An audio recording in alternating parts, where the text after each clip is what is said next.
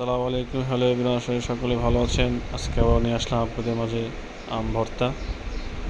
এই হচ্ছে আমাদের আম, বন্ধুর বাড়ির গাছের আম।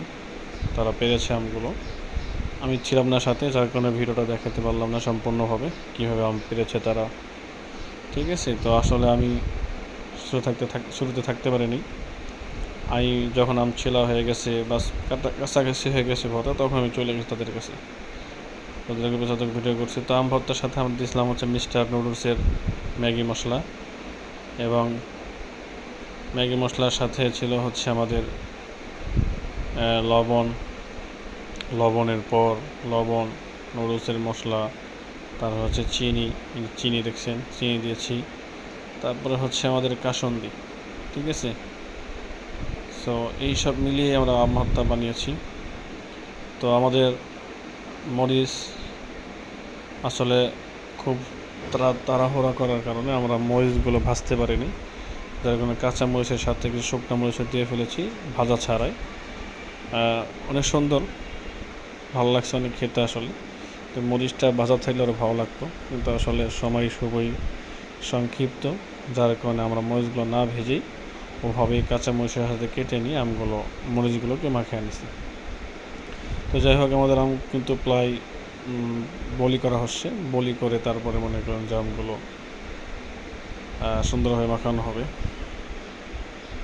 তো এই দেখেন বন্ধু আমার, আম কাটতে কাটতে দেখেন আমের বড়া সহ কেটে ফেলে দিচ্ছে। ঠিক আছে, যেহেতু সে পেরে নিয়ে আসছে, বড়া সহ খেয়ে ফেলবে। এই জন্য দেখেন বটি দিয়ে আম কাটছে, দেখেন মেয়েদের মতো, ওরা মেয়েদের মতো আম কাটা আর কি। এটা যাই হোক, কিচ্ছু করে না, তারপরে খেতে হয়েছে। আসলে কি আর করা, কপাল পরা। অনেকগুলো আম যার কারণে ওইভাবে চিলেছিল, আমাদের অনেক কষ্ট হচ্ছে, যার কারণে সে বটি দিয়ে চাচ্ছ সহযোগিতা করার জন্য, কিন্তু আসলে ঠিকমতো ভালো হচ্ছিল না। তো যাই হোক, এবছর কারা কারা এখন আম ভর্তা খেতে পারো নেই, অবশ্যই কমেন্ট বক্সে জানা যাবা। কারা কারা এভাবে আম ভর্তা খেতে পারো নেই জানাবা। তো আমগুলো পেরে নিয়ে এসে কিন্তু আমরা এই যে শৌখিন ভাই, খন্দকার বাড়ি যাকে বলে আর কি, খন্দকার ভাই শৌখিন ভাই, তার বাসায় নিয়ে ছাদের উপরে গিয়ে আমরা সবাই মিলে আম মাখা ভর্তা খেয়েছি। শৌখিন ছেলেটা খুব ভদ্র মোটামুটি। এই হচ্ছে আমাদের মরিচগুলো কাটা শেষ। মরিচগুলো সুন্দর করে আমাদের জহুরুল ভাই, খান ভাই কেটেছে, দেখেন কাটানোর পরে মরিচগুলো সুন্দর করে বেচারা মাখাই দিছে। যাই হোক, সে কিন্তু মরিচ মাখাই দিছে, আর আমি শেষে গিয়ে মনে করেন যে আম ভর্তা বানিয়ে ফেলি বুরহানিরা কাসুন্দি দিয়ে, বুরহানি বলে ফেলছি। যাই হোক, আমার খুবই সুস্বাদু এবং খুব মজাদার হয়েছে। তো কারা কারা খেতে ইচ্ছুক আমাদের সাথে যোগাযোগ করেন। ঠিক আছে, ইনশাল্লাহ আপনাদেরকে খাওয়াবো।